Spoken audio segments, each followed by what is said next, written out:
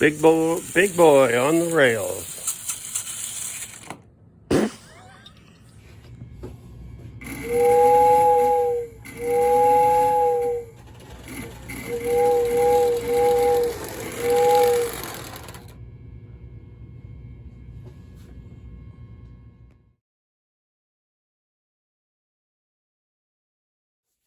Hello everybody, and welcome back to Old Frail and Decrepit.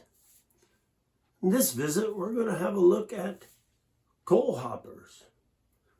Now, you've probably got a number of these yourself, and I have too over the years, but I made a serious mistake this summer. And that mistake was in the form of buying another coal hopper, and then another coal hopper. Now, why do I call it a mistake? Because these had coal loads in them. None of the others did.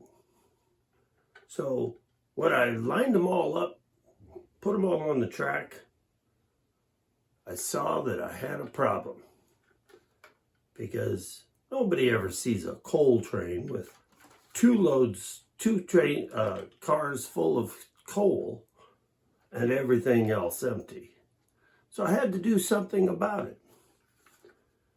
So, what would you have done? How would you have fixed that problem?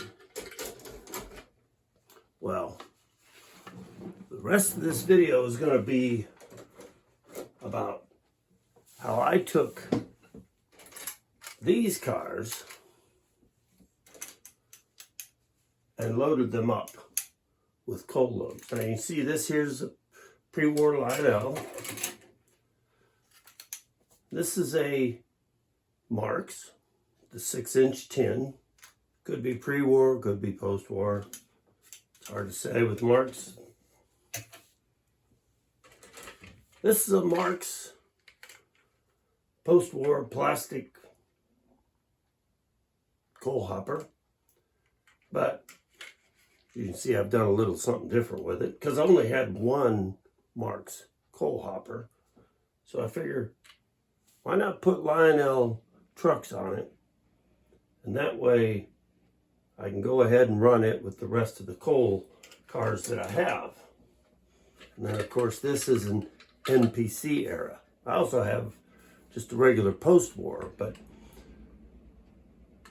got a couple of these.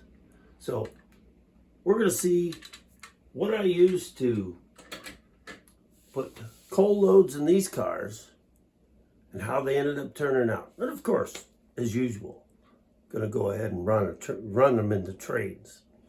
So thanks for watching. Stay tuned to see what happens next. This here doesn't look like a coal hopper, does it? Just looks like a high-sided gondola. But if you look, it's got the same number. It's got the same markings. It just doesn't have the parts stamped out or the inside shaped like a regular coal hopper.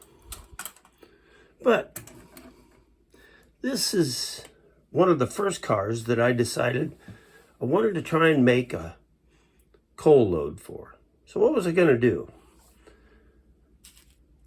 We had, just before I decided this, we had just bought a new computer, and it had a bunch of this black foam packing material.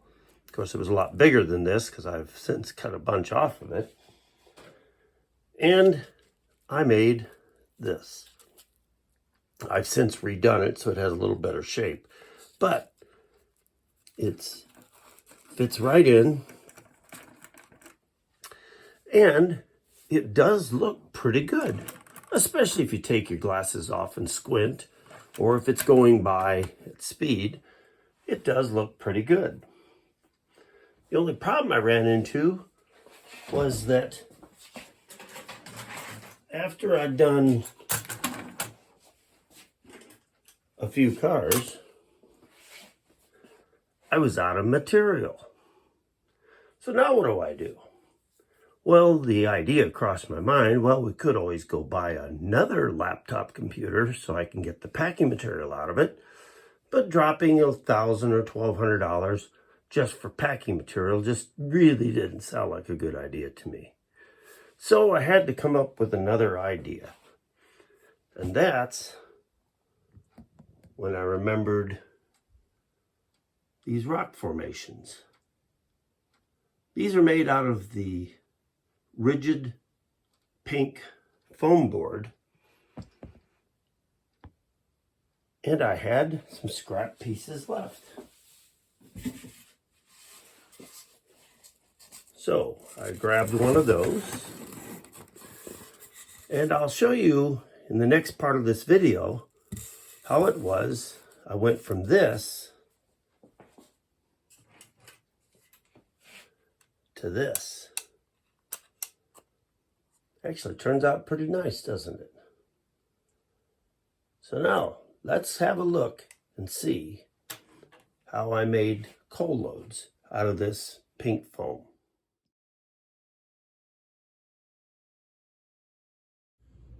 Okay, now I'm going to demonstrate how I make one of these. I'm going to put it in this Mark's coal hopper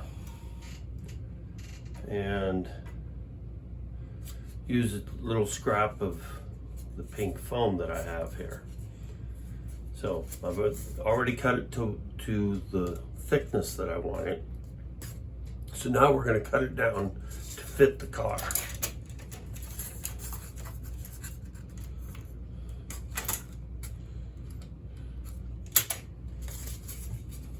The cutter I'm using, this is a battery operated one. So it is just a little easier to use. You're not having to deal with a cord at all.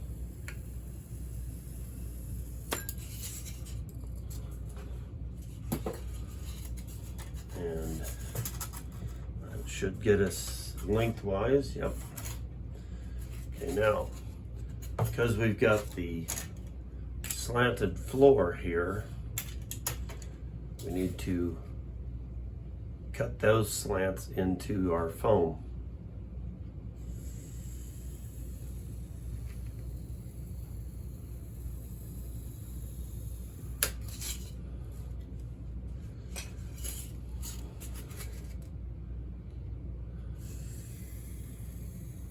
I'm not sure, just kind of doing this by eyeballing it. Let's see what that looks like. Okay, we're gonna have to cut it. We're gonna have to cut down the width on it. I usually do the width after the length, but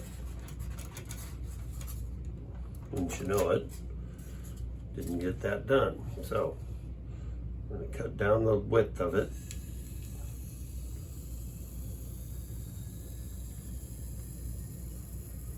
Now you'd probably want to measure this up rather than just eyeballing it.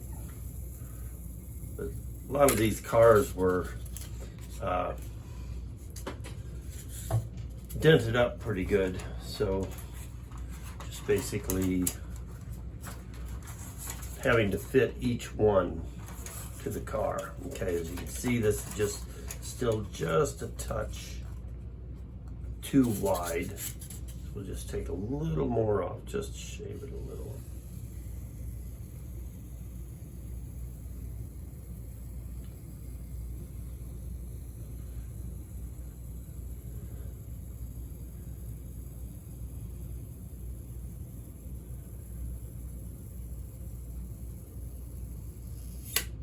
There we go.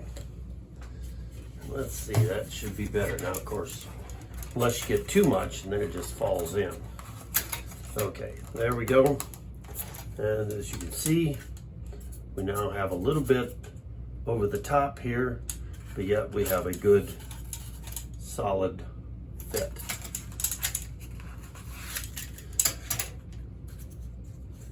Now I want to take and put a little bit of an angle. I was just seeing a coal train today and noticed that they have high in the middle and then a drop off at each end and on the sides. So getting that approximate shape there, and then we'll do the same on the sides here. See if we can, not sure how well you're going to be able to see this because I'm trying to do this and video at the same time. But you get to see the end product.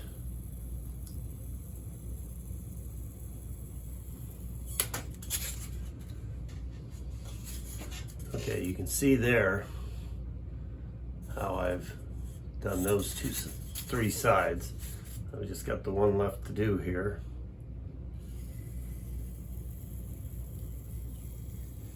And you don't have to worry about being too even on this, because we are going to hammer this.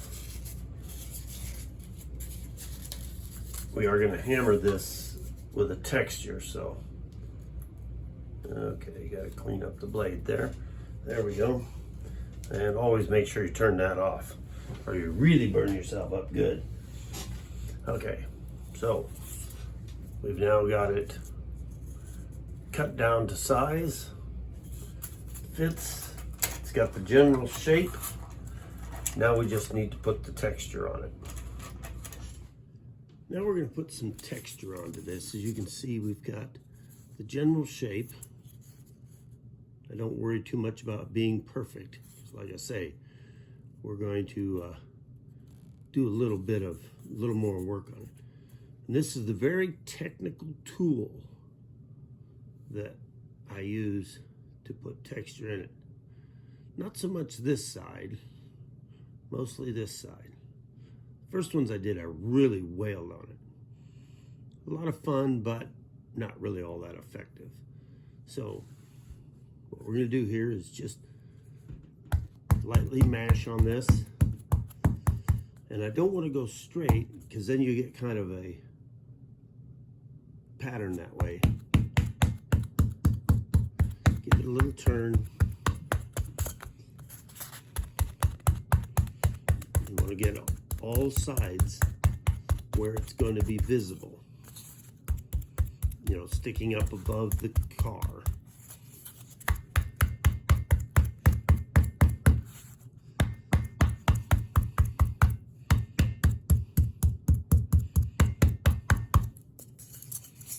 And one more side here. Now I've put these magazines down here so I don't beat up my wife's coffee table, because beat up my wife's coffee table, that's not a happy thing. All right, just a little more on this end, maybe a little. All right, so you can see now we've got a texture to it. And once we get some paint on that, that texture is going to really show up.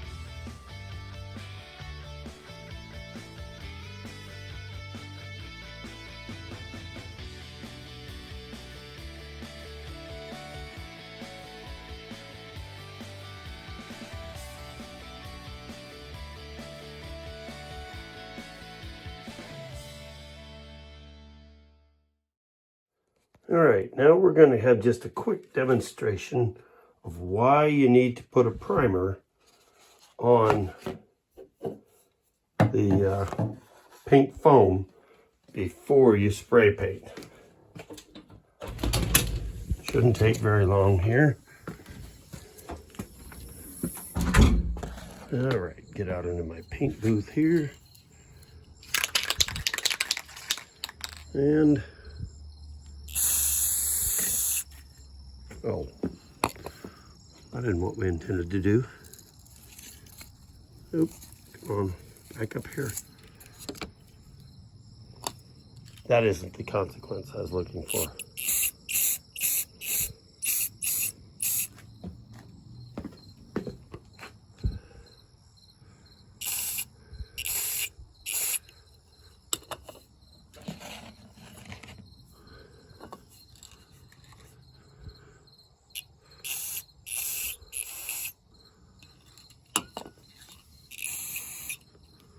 And one more side here. Here we go.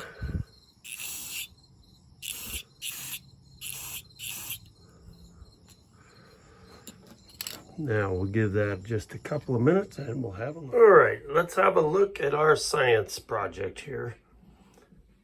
All right, it's been a day, and as you can see, the spray paint has melted the foam, collapsing it. This all started off as an inch. Must not have gotten as much on this side because there isn't as much melting on this side. But you can see that the end, especially the top, is pretty well collapsed, and this leading edge here. This here looks like there must just got a little bit on the underside there. You can see how it pretty well ate right through it. So this is why I went ahead and put a coat of brush-on paint before I spray painted, because I had done this once before and was surprised to see my well-carved project melting right before my eyes.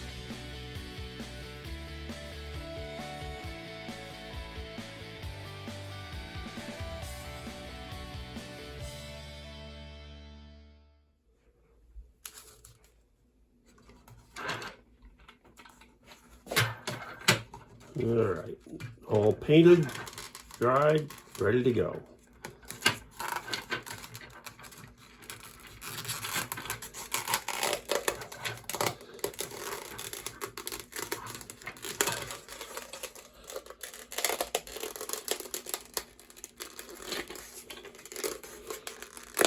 It's funny, they all fit nice and easy in there before they were painted.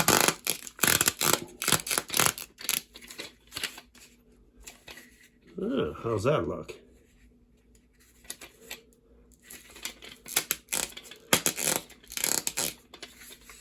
Not too bad.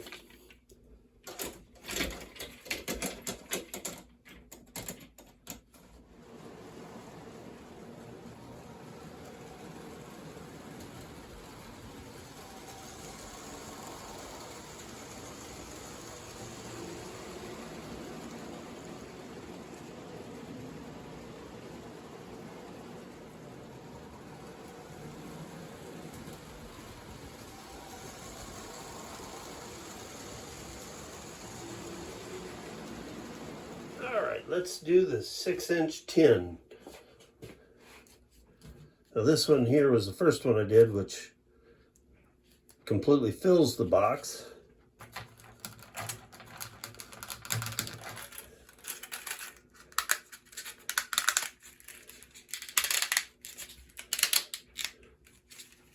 Not too bad looking.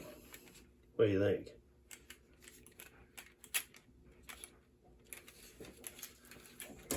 That on the inner track.